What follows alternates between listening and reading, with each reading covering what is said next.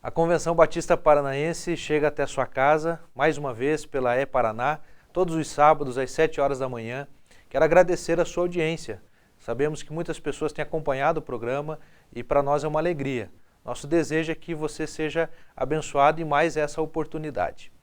É o tempo que temos, o tempo que está diante de nós, que define muito daquilo que nós fazemos, como utilizamos o nosso tempo. Estamos iniciando um novo ano. 2014 chega apresentando-se como um ano cheio de novidades, teremos a Copa do Mundo aqui no nosso país, muitas coisas boas acontecendo. Mas como você usa o seu tempo? Como você administra o seu tempo? Sabemos que o tempo é algo escasso e a própria Bíblia mostra para nós que o tempo é algo valioso. Diz assim no texto de Eclesiastes capítulo 3, tudo tem a sua ocasião própria, e há tempo para todo propósito debaixo do céu. Há tempo de nascer e tempo de morrer, tempo de plantar e tempo de arrancar o que se plantou. E assim a Bíblia continua dizendo aqui que há tempo para todas as coisas debaixo do céu. Você tem dado tempo àquilo que é mais importante, às pessoas, os relacionamentos e principalmente, você tem dado tempo a Deus? Convido você a refletir conosco nesse dia, através de uma mensagem que será proferida pelo pastor Osmar Valentim Gomes. Ele é pastor da Igreja Batista do Bom Retiro e também é um dos líderes batistas aqui no estado do Paraná. Que Deus o abençoe através dessa mensagem.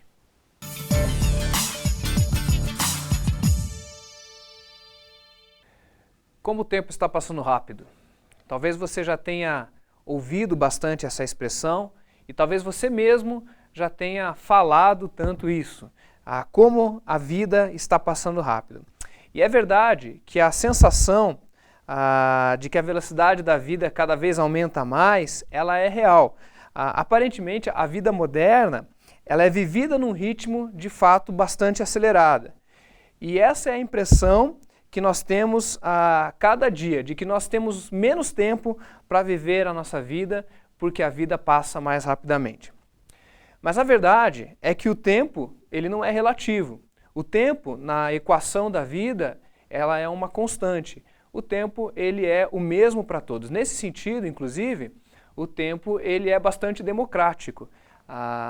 Velhos, jovens, crianças, pobres, ricos, todos nós temos o mesmo tempo para viver, as mesmas 24 horas do dia, e nesse sentido, então, o tempo ele é bastante constante para todos nós. Mas se o tempo é constante, se o tempo ele não é relativo, por que então essa sensação tão clara, tão perceptível de que a vida ela está mais corrida, de que a vida passa mais rápido? A verdade é que a maneira como nós nos relacionamos com o tempo, esta sim, ela pode variar e ela é relativa e ela muda de pessoa para pessoa e muda também de geração a geração. Por isso, essa sensação que nós temos hoje. É tarefa nossa fazer uma reflexão, e é isso que nós faremos hoje, sobre a maneira pela qual nós vamos escolher nos relacionar com o tempo. Partindo desse pressuposto que nós não temos a desculpa de que pessoas têm mais tempo do que as outras ou pessoas têm menos tempo do que as outras. A Bíblia, ela nos dá pelo menos 3 grandes conselhos, 3 grandes percepções que vão nos ajudar, então, a lidarmos com o nosso tempo, uma vez que o nosso tema para hoje é aprendendo a amar o tempo e aproveitá-lo de maneira sábia.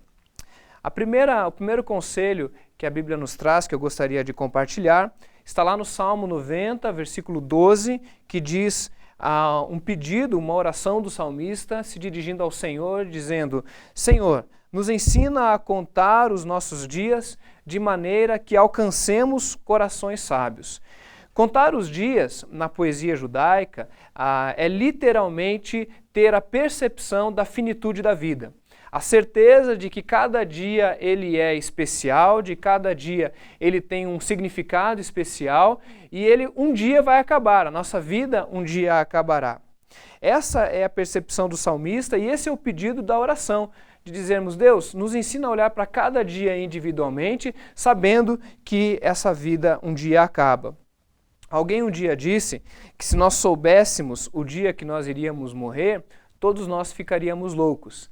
Então essa iminência da morte, essa certeza de que ela pode vir a qualquer momento ou ela pode demorar, essa certeza de que nós não temos certeza de qual é o último dia, ela nos leva à urgência e saber que hoje é o dia que nós devemos viver e não com a cabeça no futuro. Inclusive Jesus, quando ele diz lá em Mateus capítulo 6, basta cada dia o seu mal, é com certeza Jesus sabendo que nós não temos a capacidade de vivermos toda a vida num dia só. Vivemos o passado, o presente e o futuro no dia só. Nós devemos viver o dia de hoje, porque é só esse dia que nós temos capacidade para viver. Então, a iminência da morte é o que mais nos motiva a aproveitar cada dia como se fosse o último. O poeta um dia cantou que nós devemos amar as pessoas como se não houvesse amanhã. E, de fato, essa é a nossa perspectiva do viver do dia de hoje. Então, se precisamos abraçar alguém, hoje é o dia de nós abraçarmos esse alguém. Se nós precisamos perdoar alguém, o dia não é amanhã, não foi ontem, é hoje. Hoje é o dia de nós perdoarmos. Se nós devemos pedir perdão a alguém, nós devemos, então, fazê-lo no dia de hoje. A finitude da vida nos leva, então, ao senso de urgência, de aproveitar a cada dia e sabermos contar os nossos dias. O segundo conselho já está lá no Novo Testamento, na carta de Paulo aos Efésios. Paulo, escrevendo aos Efésios, no capítulo 5, versículos de 15 a 17, diz: vede, pois, com diligência como andeis, não como nécios, mas como sábios. Novamente, a expressão sabedoria. A maneira como nós lidamos com o tempo revela se somos sábios ou nécios, ou tolos. Remindo o tempo, porque os dias são maus. Portanto, não sejam insensatos, mas entendei qual é a vontade do Senhor. Mais uma vez, a Bíblia nos leva a pensar naquele que está fora do tempo, Deus que não está preso ao tempo, como aquele que vai nos dar a sabedoria de como lidar na relativização do tratamento da vida. O conselho de Paulo já é um pouco diferente. Ele já diz que nós devemos aproveitar o tempo porque os dias são maus. Aproveitar o tempo é uma realidade e uma consciência de que os dias, eles de fato são maus. Não é de hoje que nós percebemos que algo não vai bem nesse mundo. Não é de hoje que nós percebemos que existe uma realidade na qual nós estamos vivendo e estamos imersos que não vai bem. Os dias serem maus é uma proclamação bíblica, mas você pode abrir qualquer jornal hoje mesmo, amanhã, e você vai perceber que algo não está funcionando bem nesse mundo. Os dias de fato são maus. Existe um caos instalado tanto na sociedade, quanto nas relações, quanto na velocidade da vida, no ativismo das atividades, na família mesmo existe um caos instaurado. Então Paulo estava certo quando disse que os dias são maus, por isso nós precisamos aproveitar o tempo. Um dos males desse tempo é a crise das atividades que ocupam a nossa agenda. O tema dessa mensagem diz que nós devemos aprender a amar o tempo. E é interessante que as pessoas elas têm um relacionamento de ódio, na verdade, com a sua agenda. Parece que a sua agenda ela o escraviza e nós brigamos com o tempo e brigamos com a nossa agenda e acabamos por brigar com a nossa vida. A Bíblia nos ensina a buscarmos sabedoria em Deus para olharmos para a nossa agenda como uma nossa companheira. Olharmos para a nossa agenda como algo que vai nos ajudar a aproveitar a cada momento da nossa história. A cada geração, a maldade se manifesta também na poluição da nossa agenda. Remir o tempo ou aproveitar o tempo é ir contra esta regra geral de viver uma vida acelerada. Viver a vida acelerada é um conselho que o mundo te dá, que a sociedade te dá, a velocidade das coisas, a necessidade de cada vez produzir mais. Cada dia mais eu encontro pessoas que têm 1, 2, 3 empregos e às vezes nem se perguntam por que estão trabalhando tanto. E se parassem um pouquinho, quem sabe questionariam a necessidade de se trabalhar com tanta intensidade ou estar tão envolvido em tantas coisas. É interessante que existe um paradoxo entre essa questão da informação e das facilidades da vida moderna, e essas facilidades da vida moderna, na verdade, não estão facilitando a vida. Há pouco tempo, você não podia levar um computador para sua cama. né? Porque antigamente você tinha aquele desktop grande, com um monitor grande, então seria um absurdo você levar trabalho para a cama. Com a facilidade dos notebooks, dos tablets, a gente usa um tempo que deveria ser para nosso descanso, para talvez a conversa com a nossa esposa ou com os nossos filhos, ou quem sabe até ler um bom livro, e a gente leva o trabalho para a cama. Né? E eu vi um vídeo recentemente na internet de uma pessoa que se acidentou porque estava mexendo no seu celular e estava então fazendo uma atividade que não era para ser feita naquele momento, então algo que ele deveria facilitar estava complicando a sua vida. E esse é um contrassenso, é um paradoxo de coisas que deveriam facilitar a nossa vida, para que nós tivéssemos mais tempo, isso está roubando o nosso tempo. Então um dos males desse mundo, das crises, do caos desse mundo, é essa velocidade acelerada de que nós devemos viver o tempo todo trabalhando e nos envolvendo com algo. Olhar para cada momento da sua vida como uma oportunidade de degustar cada segundo que nos é dado como dádiva. Se temos 24 horas por dia e isso é democrático, precisamos aproveitar essas 24 horas com qualidade. É dever nosso espremer de cada segundo da vida alegria, disposição, prazer, fugir da rotina ou saber experimentar a rotina de maneira nova a cada dia. É sem dúvida um dos grandes desafios. Fugir da rotina de vez em quando, ou mesmo tornar a nossa rotina algo prazeroso e novo a cada dia, é de fato algo muito especial e que nós devemos buscar como objetivo. Imagine que você tem que fazer algo todos os dias e isso é algo que você não pode fugir, mas você pode fazer de maneira diferente. Eu, por exemplo, gosto muito de tomar café. Aprendi com meu avô a não sair de casa para trabalhar sem antes fazer o café. E eu mesmo lá em casa sou quem faço o café. E quando eu faço o café, aquilo é uma rotina para mim. Todos os dias eu desço a escada e faço o meu café, pego a minha Bíblia, faço a minha devocional. E naquela hora, então, é uma rotina. Mas o cheiro do café que invade a minha casa todos os dias pela manhã é diferente a cada dia. A experiência daquele cheirinho de café, que eu imagino que você deve estar lembrando agora, isso é novo a cada dia. Todos os dias nós precisamos aprender a lidar com a rotina fugindo do tédio, fugindo de uma rotina mecânica que na verdade não tem significado. Aproveitar aquele momento rotineiro do café de maneira nova é remir o tempo. A vida vai dizer que nós devemos ser práticos e pragmáticos, mas o nosso desafio é de sentar na grama e ver um pôr do sol, ou mesmo sentar no chão e ver o seu filho brincando. Quem sabe as pessoas dirão que isso não é muito produtivo ou que você está perdendo tempo. Mas o convite de Paulo é ir contra esse pragmatismo e sair da rotina ou até mesmo ressignificar algo que é rotineiro na sua vida. O terceiro grande conselho que eu quero trazer da Bíblia para você hoje está lá com o sábio, já que nós falamos tanto de sabedoria, dessa necessidade de buscarmos sabedoria. Eclesiastes capítulo 11, versículo 9, o sábio vai dizer o seguinte: alegre-se, jovem, na sua mocidade, seja feliz no seu coração e nos dias da sua juventude. Siga por onde o seu coração mandar, até onde a sua vista alcançar, mas saiba que por todas essas coisas Deus o trará ao julgamento. É interessante a gente olhar para um texto como esse e acreditar que ele está na Bíblia, dizendo: jovem, aproveite a vida.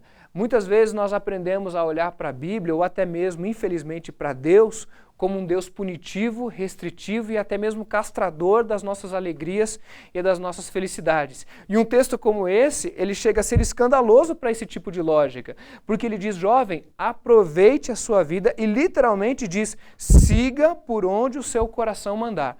O convite é para os jovens, porque a preocupação do sábio quando estava escrevendo era alguém que já tinha vivido a sua vida, se senta então numa pedra e ele quer então conversar com aqueles que ainda estão no começo da sua história, porque tem mais tempo para poder colocar isso em prática. Mas o conselho não é só para os jovens, não. É para todos nós, e a Bíblia nos convida então a aproveitarmos a vida e a seguir os desejos no nosso coração. Este é um conselho bíblico. Esta ideia de que Deus é um Deus punitivo é estranho à revelação geral das Escrituras. Nós encontramos um Deus na Bíblia que está interessado na sua felicidade, no seu prazer, na sua realização. Não há nada de errado nisso. Inclusive, quando nós olhamos para o finalzinho do texto, que diz que Deus pedirá conta dessas coisas, não é simplesmente se nós andamos em retidão com relação à sua moral e ética. Muitas vezes a gente olha para esse texto apenas assim, será que andamos na lei do Senhor e Deus vai nos cobrar disso? Mas o texto também está falando de que se nós não aproveitamos a nossa vida e não seguimos os desejos do nosso coração e não fomos felizes, Deus também vai nos cobrar do porquê nós não aproveitamos a nossa vida de maneira que Ele gostaria que aproveitássemos, de maneira que era desejo do coração dele. Por isso, eu encontrei recentemente um relato de uma enfermeira que trabalhou durante muitos anos numa unidade de terapia intensiva e viu, portanto, muitas pessoas morrerem ali na sua frente.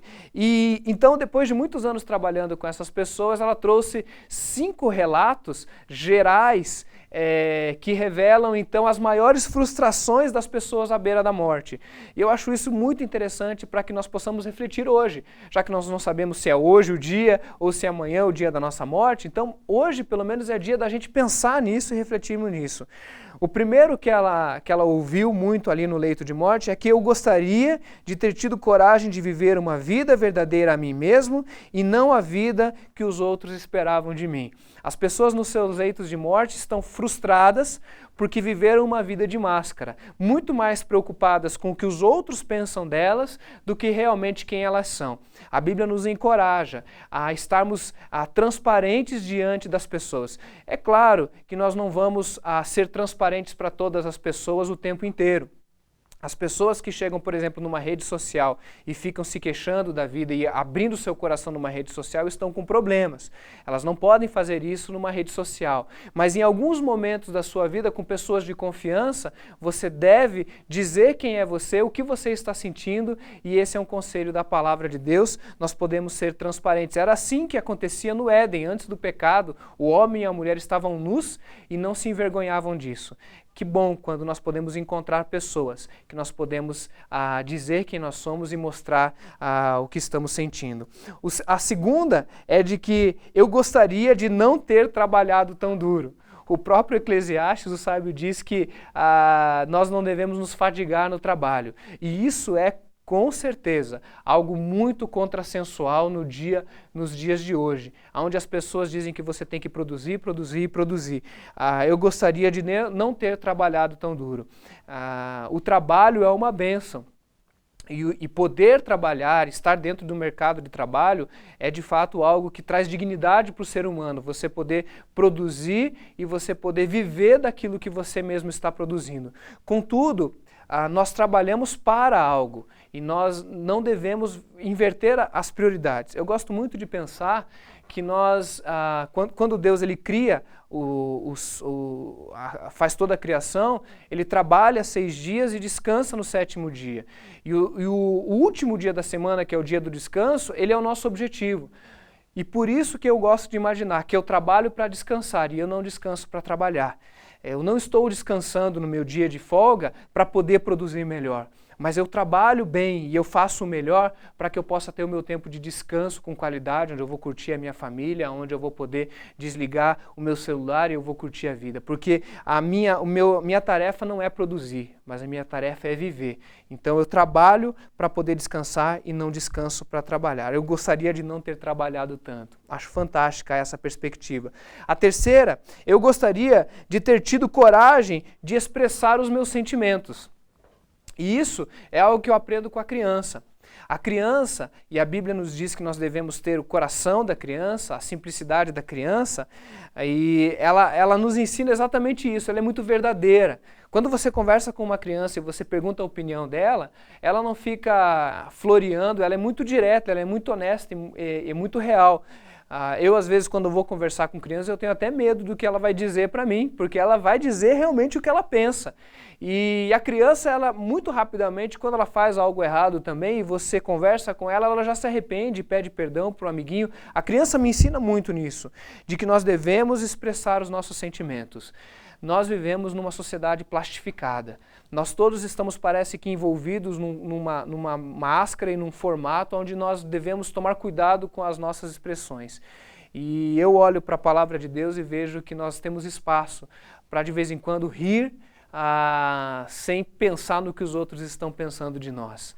Talvez tomar um banho de chuva como criança. e dar gargalhadas como criança. Se tem algo que eu aprendo todos os dias com os meus filhos, é voltar a sorrir. Triste foi o dia onde eu aprendi a sorrir mecanicamente e não sorrir do jeito que os meus filhos sorriem. Aproveitar a vida e aproveitar a vida que nós temos vivido é poder expressar os nossos sentimentos de uma maneira mais completa. Quarto, eu gostaria de ter mantido contato com os meus amigos. Aqui parece ser algo bastante óbvio, mas é uma reflexão que nós precisamos fazer. Quantas pessoas você deu o direito de viver com você, de conviver com você? Nós não somos seres individuais, nós fomos criados para viver em comunidade. Toda pessoa que está vivendo solitária, ela é uma pessoa doente. O pior é a pessoa que está satisfeita por andar sozinha. Essa está mais doente ainda porque ela não está nem com consciência do tamanho da doença que ela está vivendo.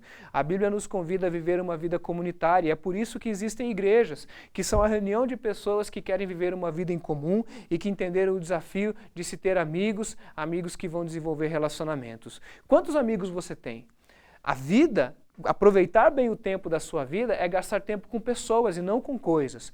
Quantos amigos você tem? E eu não estou falando do número de amigos que você tem na sua rede social, porque aquilo pode enganar demais. Mais de 1.000 amigos, 1.500 amigos.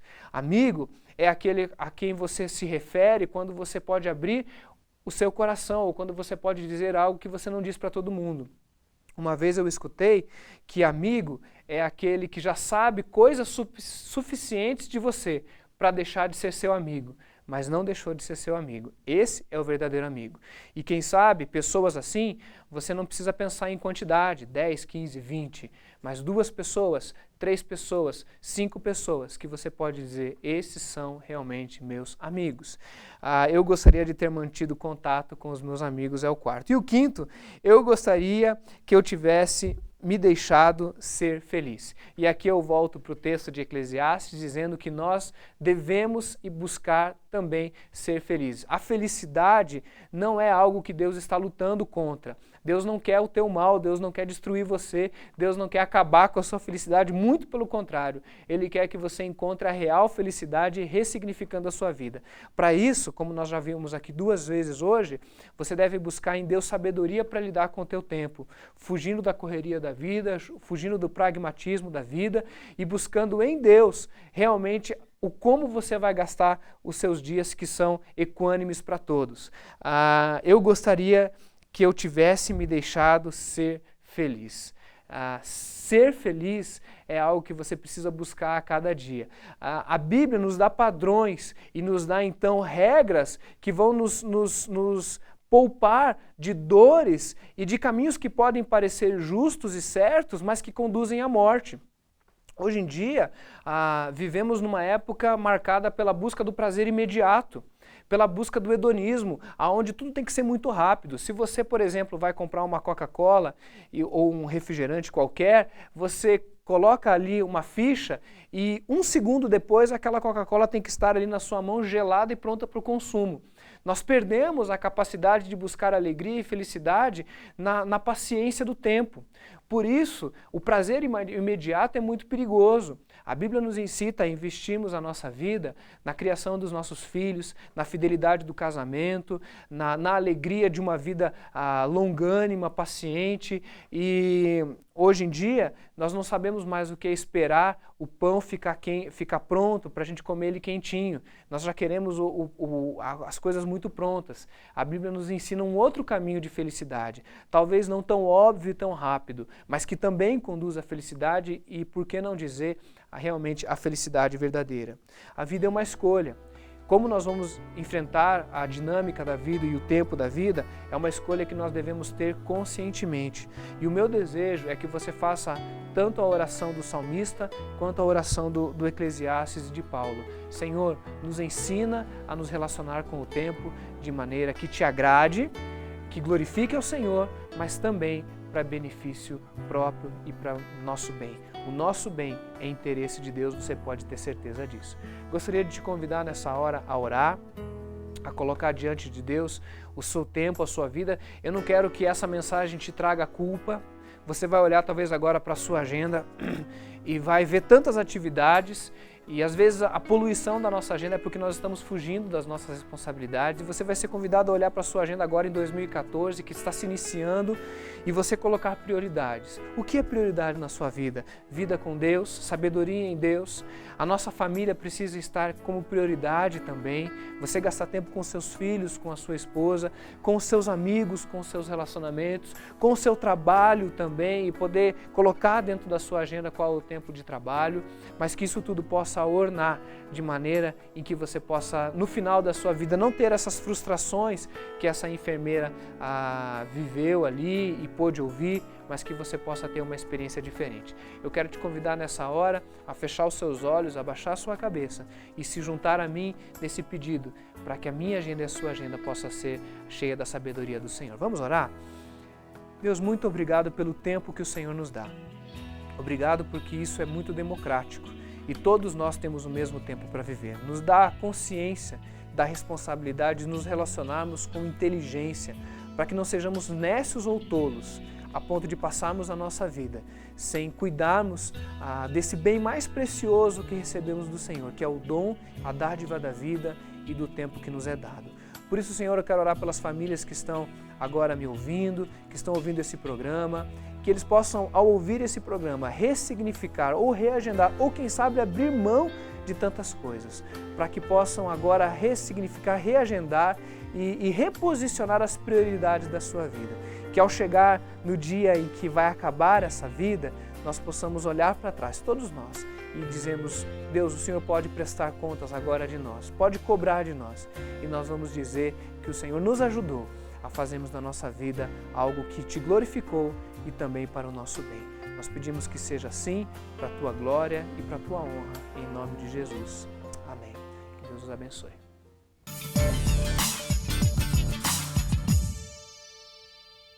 Chegamos ao final de mais um programa da Convenção Batista Paranaense.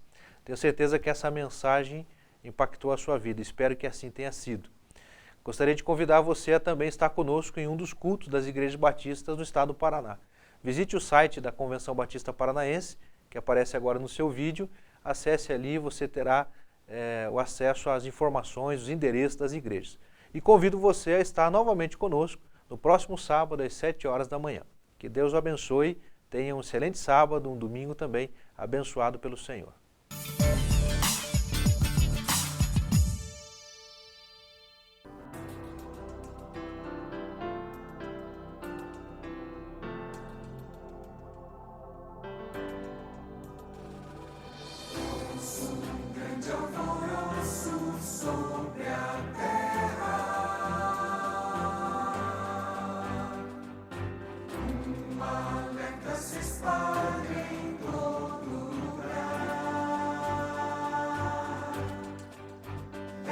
Igreja do